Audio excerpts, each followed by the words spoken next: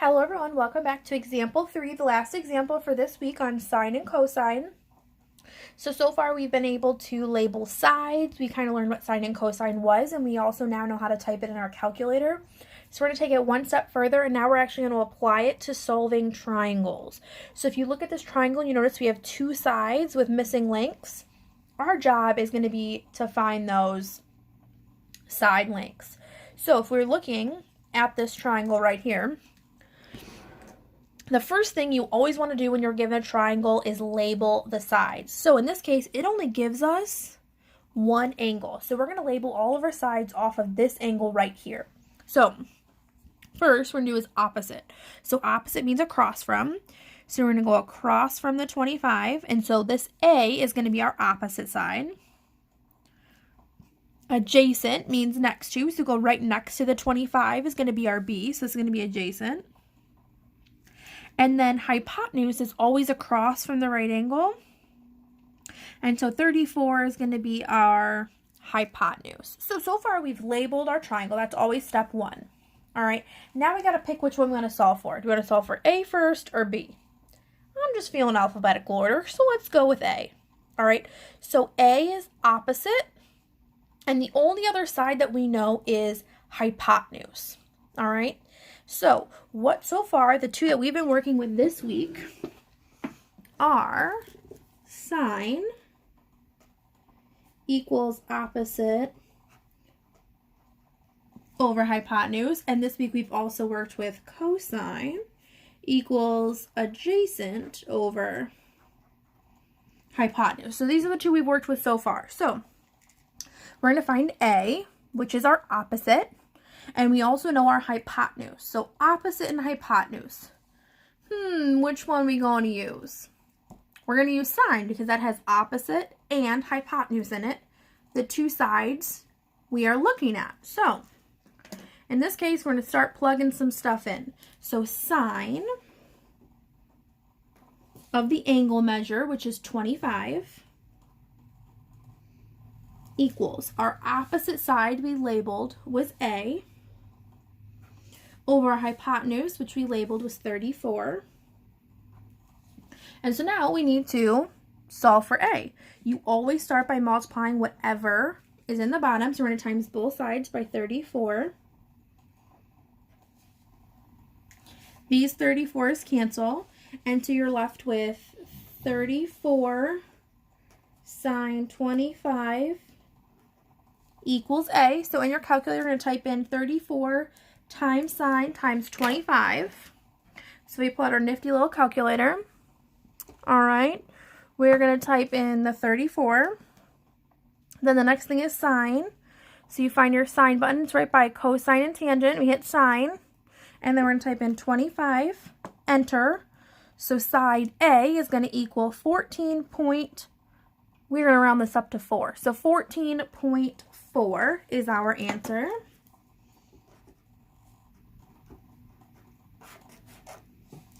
All right, now we found A, we got to find B. So B is adjacent, and the only other side we know is hypotenuse.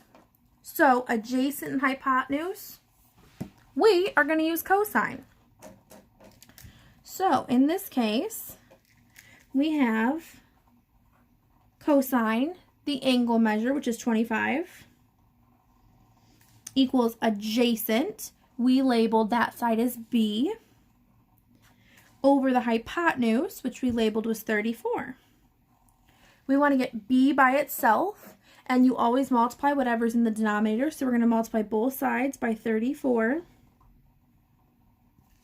Those 34s cancel, and you're left with 34 cosine 25 equals B.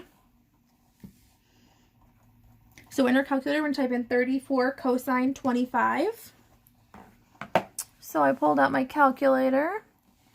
34, we find the cosine button. 25, close parentheses, enter. So B equals 30.8.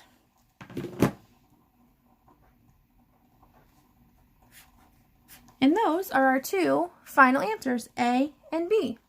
So in solving these problems, you first start by locating the angle measure they give you, label opposite, adjacent, and hypotenuse sides, pick which variable you want to find first. All right, so in this case we chose A, so we did opposite and hypotenuse because the other one we had. We plugged it into the formula and we solved for A. You have 3 of these that I would like you to do, number 12, 13, and 14. So go ahead, hit pause, try and do 12, 13, 14, unpause, and then we can double check and see if you did them correctly. We're going to start with number 12. All right, so we labeled our sides. They gave us 74. So this would be opposite across from, adjacent is next to, and hypotenuse is always across from the right angle. All right. This time we decided to find y first. If you found x first, no big deal. All right, so opposite was the y, and the only thing they gave us was hypotenuse. So opposite and hypotenuse is sine. So we have sine of 74, because that's our degree measure, equals our opposite we labeled was y. Our hypotenuse was across from the right angle, so we said that was 5. Now we got to solve for y. You always start by multiplying whatever's in the denominator. Multiply both sides by 5. So you're left with 5 sine 74. Type that in your calculator. Y equals 4.8. Now we got to find x, which is our adjacent side. The other side they gave us was our hypotenuse. So adjacent hypotenuse is cosine. So cosine of 74, because that's the angle they gave you. Adjacent we labeled was x. And then our hypotenuse was 5. You always multiply by what's in the denominator. So multiply both sides by 5. You're left with 5 cosine 74. Type that in your calculator. X equals 1.4. We're going to look at number 13. All right, so they gave us 45. So we got to label our sides, opposite, adjacent, and hypotenuse. Opposite is across from, so we labeled this opposite. Adjacent's next to, so right next to it is the y side. And hypotenuse is across from the right angle, so that's going to be our 29. All right, so this time we decided to pick x first. So we have opposite, and the only other side they give you is the hypotenuse. So opposite and hypotenuse is sine. So sine of A is 45. So sine of 45 equals our opposite side we labeled was x, and our hypotenuse was 29, so we plugged both of those in. We got to solve for x, so you always multiply by what's in the denominator. Multiply both sides by 29. You're left with 29 sine of 45 equals x. Type that in your calculator. And so you get x equals 20.5. Now we got to find y. Y is our adjacent side. The other side they gave us was hypotenuse. Adjacent and hypotenuse is the cosine. So cosine of A, cosine of 45, equals our adjacent side, we said, was y. And then our hypotenuse, we said, was 29. We got to solve for y. So always start by multiplying the denominator. Multiply both sides by 29. You're left with 29 cosine 45 equals y. You go ahead and straight type that in your calculator, and you get y equals 20.5. Again, whenever you have two 45-degree angles, your two sides will always be the same. Let's look at the last one, number 14. They gave us measure 10, so we label these sides off of that. Opposite or across from the 10 would be where our x is. Next to the 10 is the y, and then the hypotenuse is 50 because that's across from the right angle. So if we start with our x, that's our opposite, and the other side they gave us is our hypotenuse. So opposite and hypotenuse is sine. So sine, our degree measure was 10, sine 10, equals our opposite side is x, so we plugged that in for opposite. And then our hypotenuse was 50, so we plugged that in for the word hypotenuse. We want to solve for x. You always start by multiplying whatever is in the denominator. So in this case, we're going to multiply both sides by 50.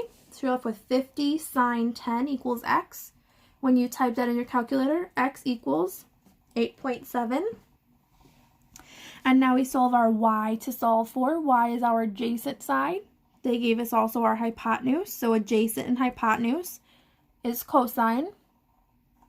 So cosine of 10, because that's the angle measure they gave us, equals adjacent was y, so we plug that in.